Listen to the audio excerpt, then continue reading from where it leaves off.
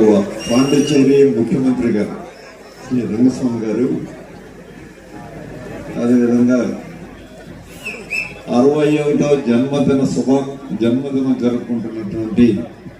మీ అందరి అభిమాన నాయకులు, అత్యంత ప్రియమైనటువంటి నాకు అభిమానులు శ్రీ మల్లాడి కృష్ణారావు గారు, అదేవిధంగా పాండిచ్చేరి గౌరవ హోంమంత్రి గారు